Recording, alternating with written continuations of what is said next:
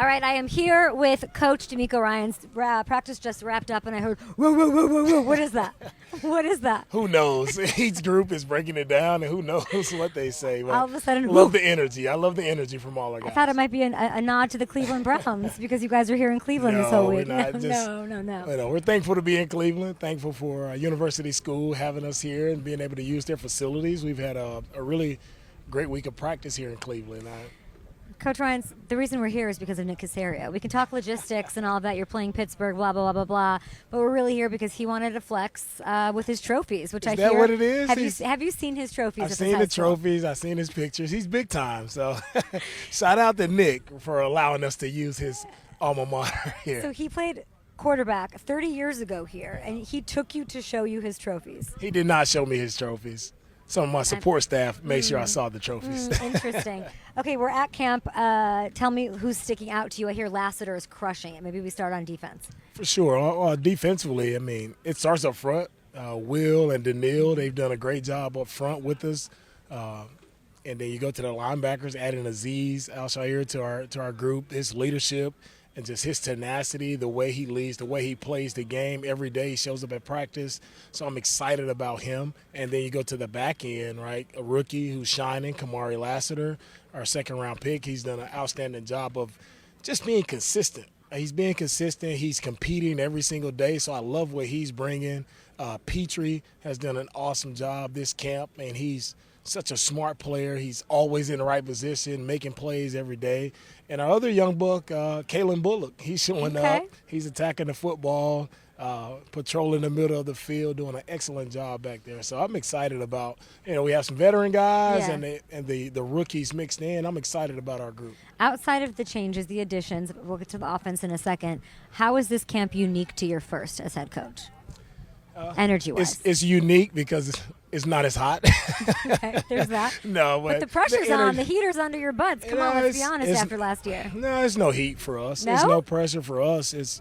Pressure is, it's only what do you put on yourself, right? And for us, even for last year, we always expect high expectations, right? And I don't know anybody who lines up and then is not expecting to be good, is not expecting to win. So every time we line up, that's why we put the work in, right? We put the work in to earn the right to be a good football team, and every time we line up, we're expecting to go play our best and compete and have a chance to win the game.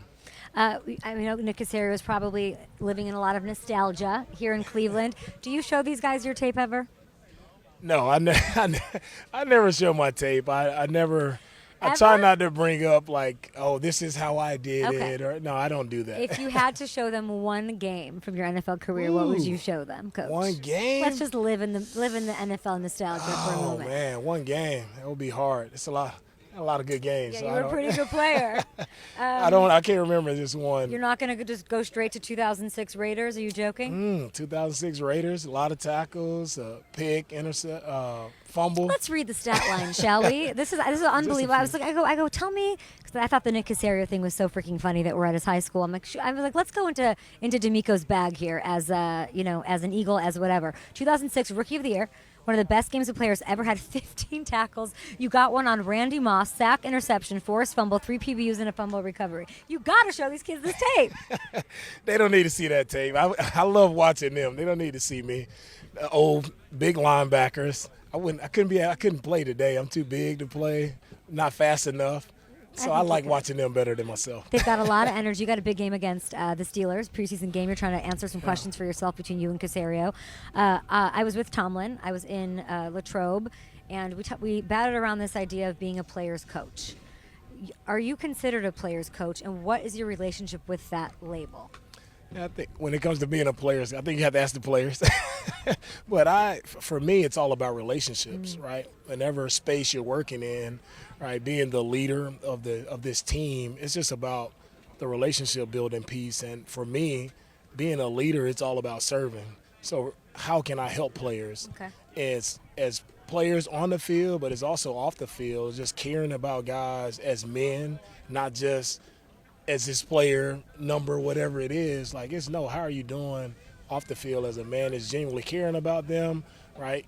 Taking their input into what we're doing, right? It's about us collaborating together. It's not about I'm the guy up top and I have all the answers. I don't have all the answers, but together we can figure out the answers, and that's what I believe coaching is. It's truly about, you can coach guys, you can push them hard when you know them and when they know that you genuinely care about them. That's how we have a great relationship with all our players. I don't know you, but I know people who are around you and have been coached by you, and I think you do a really beautiful job of letting the players be themselves. And I see that with CJ Stroud. I see that with him, his podcast, his being his vibrant personality, what he does even out there when he's playing. But you're a defensive-minded coach, by the way. I mean, you this is what you are. Using that lens, what is it, one specific thing that makes him on the field so freaking hard to stop? What makes him hard to stop on the field is just, when the ball is snapped, right, he's one of the best at putting the ball wherever he wants to put it. You talk about accuracy, he's pinpoint, and he puts it exactly on the money. And he has some really good guys he's throwing the ball to who makes him shine. So, but it's just, that's one piece of it. But I think the biggest part is just his leadership and his competitiveness. It rubs off on everyone in our locker room. Like, even if they're in the locker room shooting hoops, like they're in there going at it. It's a big ruckus, like everybody, because he's just so competitive. And competitive, he always wants to win. Whatever the situation is at practice, he wants to win the play, win the down, win the period. But he also likes to see his teammates succeed. And that's when you know you got a true leader, right? It's not about him. He's humble, but he also cares about the guys that he's leading, and they feel that. They feel the positive energy from him, and all our guys, they want to rally around him. They want to play for him. They want to do their best because they know we have a good young quarterback, so they want to shine for him. And he's got some great weapons. You've got Stefon Diggs, one of the best here, Nico Collins, the leading receiver here. He gets paid. He's great. He's super humble, a lot of humility to him. Stefon Diggs, I heard, was helping coach up DBs. What is that? Were you aware of that? I heard Davis Mills say that, and it got no love out there. I'd like you to speak about that because to me, I read that and thought that's really rare. I don't even know that wide receivers help each other out, but he's out there hanging out with Stingley and Lassiter. Right, that's the unique thing about Steph. Yeah. Like, he's another guy who, and not knowing him before he came here, you talk about a guy who loves football. He's passionate about what he does, and he's so willing to help everyone else around him, not only the receivers, but you see him talking to the DBs, hey, play this.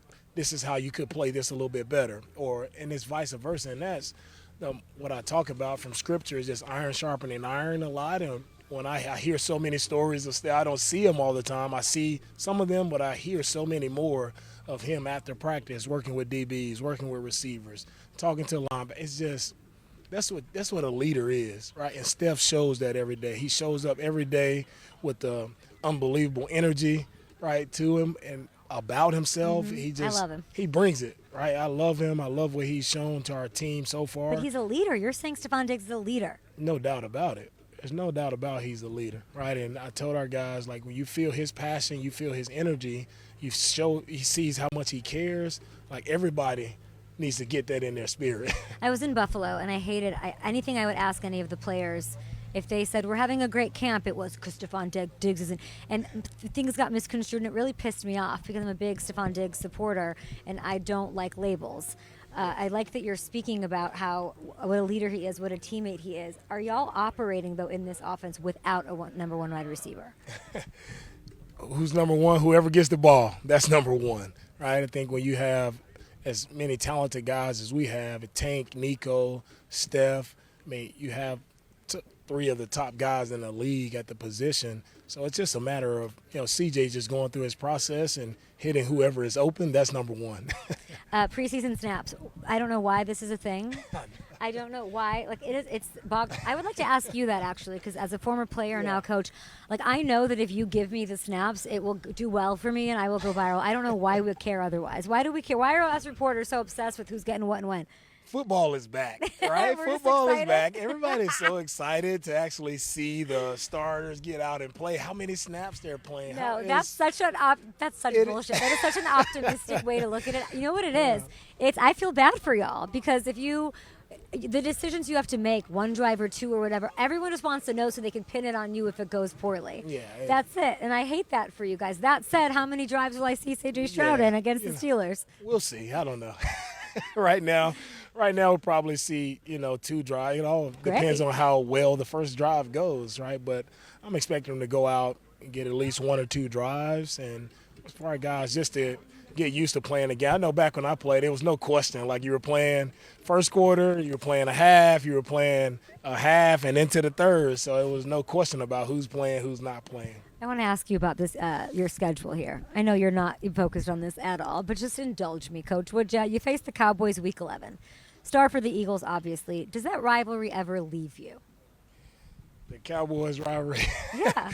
Oh, man, it's hard to leave me, especially being in Houston. There's so many Cowboy fans who are, people in the community. People go to church with their Cowboy fans, so I hear it all the time. Does it do a little something extra to you, Coach? It doesn't. It doesn't do anything for me. It's all. I love the passion that the Cowboy fans have because they are truly passionate about their team, and I love that for just being a sports junkie. Like, I love fans who are passionate about their team. And this game is so far away, though. Wow. It is. I have this whole thing that y'all are going to steal America's team's title. I said it a couple months ago. I mean, I've got Super Bowl expectations. Y'all dropped that rookie album, and I need to follow up. And I think it's going to be hard to do that. That said, I'm really excited about your pass rush. I wanted to end there. You've got obviously Danielle Hunter, Houston boy. Love that he gets to return home. He's amazing. 16.5 sacks last year, and now he's got Will Anderson and all of that. Is there room for J.J. Watt on this team? TJ kept the door open. Yeah. Caserio kept the door open. Right. Now you better close the door, Coach. You got the opportunity right here. JJ knows. Anytime he's ready, I'm ready. What does that mean? If he's ready. JJ's been out now for 2 years? When you stop playing football for 2 years, it's hard to come back. So you're saying that knowing it's an open invitation, but he's probably not going to take it. It's always open for JJ. I'm never closing that door. We're leaving the door open. Appreciate the time, Coach. Last really quick one for you. Caserio, I said, what should I ask him? And he goes, ask him why he's always smiling. Oh, why I'm always smiling. I'm so blessed. His life is so great for me to be here, doing what I love doing, coaching a team I played for, the Houston Tech. Great family, beautiful wife, 4 beautiful kids. Every day is a great day for me. That's why I'm always smiling. It's good to be Demeco Ryans, even though you were robbed of Coach of the Year last year, which I think we'll rectify and fix in 2024. Thank you, Coach. Thank you, Kate. Hey, everybody. Thank you so much for watching. You can subscribe right here to get the latest from the show and check out more of the best clips from Up and Adams